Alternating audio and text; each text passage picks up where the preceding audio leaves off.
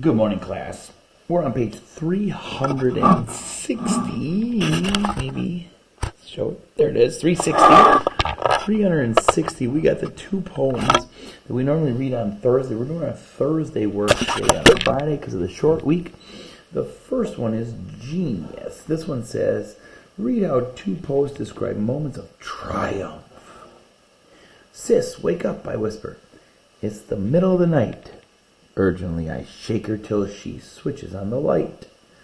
The spiral notebook in my hand provides her quick relief.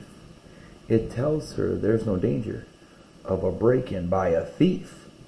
Okay, she says, then props herself up vertically in bed. She nods for me to read my work. I cough, then forge ahead.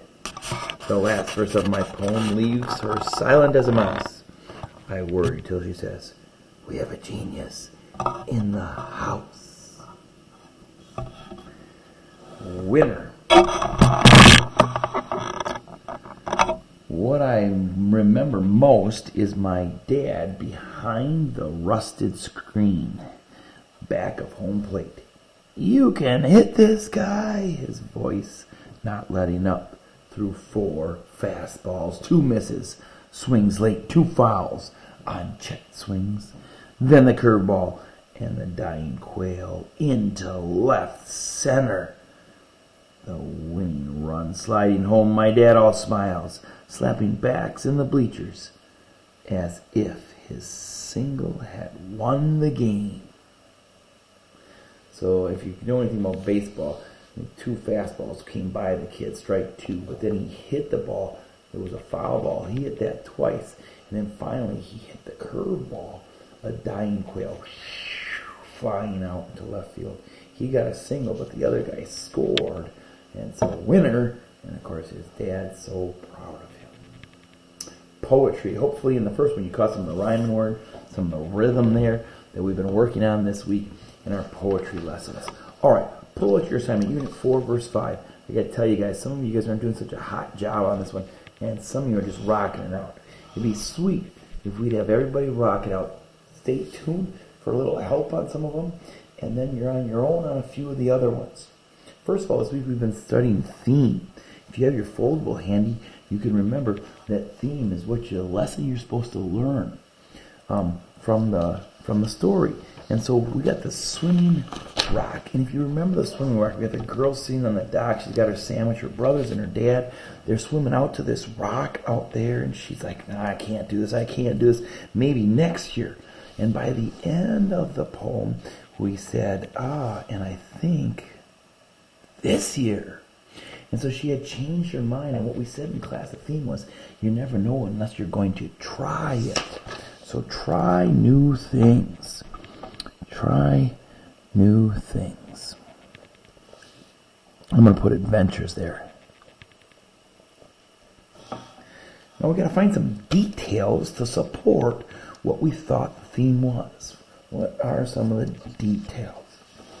Well, at the beginning, I see that she's pretty nervous. The rock is very, very far. This might give you a reason why you shouldn't do it, why you shouldn't try. And then you come to the realization that you should try. So that's one of my details. The rock is very. Here is our repetition. Very far away. I sit on the dock with my peanut butter sandwich. I watch them dive into the water and swim the distance. There kicks and splashes, elbows getting smaller and smaller. I think I can come up with enough. I'm going to put 2 in this box here. They swim away, getting smaller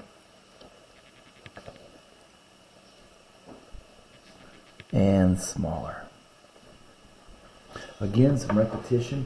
Again, this might be showing you how she's a little bit fearful at the beginning. It's so far away from where she's at. It takes them a long, long time. Yikes. But then they arrive and pull themselves to stand and wave their arms in the way. I can't see it, but I know their hands are in fists. They celebrate when they get there.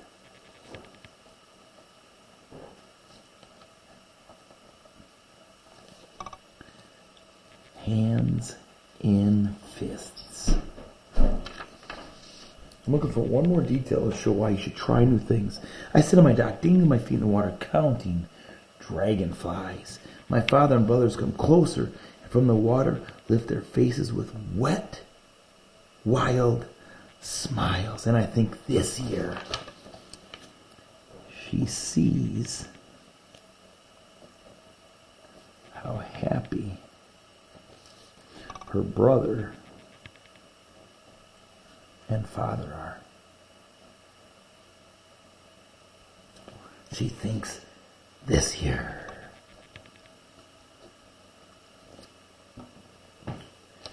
Alright guys, so there's my theme, my supporting details. Remember, all the details point to her giving it a try. Now the moon dust footprints is a little bit shorter than this one. And that one you're supposed to come up with the theme. Hopefully, if you listened well in class yesterday, we gave a couple themes about this one. And then your job is to come with some details supports your theme. I'll reread it for you so you can think of the lesson you're supposed to learn. We've been watching all day long into the night. Mission Control in Houston, Apollo astronauts in flight. A new chapter of history was about to be opened soon. The Apollo slowed, then quickened, speeding closer to the moon. The others went to bed, but not Aunt Mary and me. We kept watching each slow stage on the TV. The hovering landing module, the sea of tranquility, and the astronaut Neil Armstrong moving oh so carefully. The others went to... I'm sorry, I skipped the part. I was holding my breath. Aunt Mary said she held hers too, until we saw the moon dust footprints made by Armstrong's ribbed left shoe. The footprint marked a moment in awesome human victory. We were watching history happen, my Aunt Mary and me. So maybe the lesson that we were supposed to learn, or the theme, was watching history, possibly. Or one small step for man, one giant leap for mankind. History in the making. Depending on what you choose for your theme, you should find 3 details that points to that theme. Okay, the backside today, because it was a shorter one, it was pretty easy. They didn't give us as many things to do on top. It says reread the poem and compare and complete the chart below. The word wild, what is the connotation? What is the denotation? Remember, denotation, dictionary, meaning.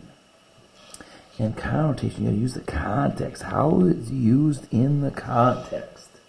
The word wild is on page 357, and the word awesome on page 358. Our genre this week was narrative poetry. Our question says, how do you know Swimming to the Rock is narrative, told like a story, poetry? Think of some of our poetry elements this week. And the last one, what does accomplishments mean to each of these poems? That's the one that you can skip for this week. Alright, we'll do all 3 vocabularies. Remember, you're welcome to use the back of your book to find the definitions. Now notice they're not highlighted for you. So you might have to use your small book to find them. 3 of our 4 vocabulary words. They're also in your Monday folder if you need to look back to our worksheet from Monday. And then you can check out the definitions in the back of your book. Alright guys, God bless your day.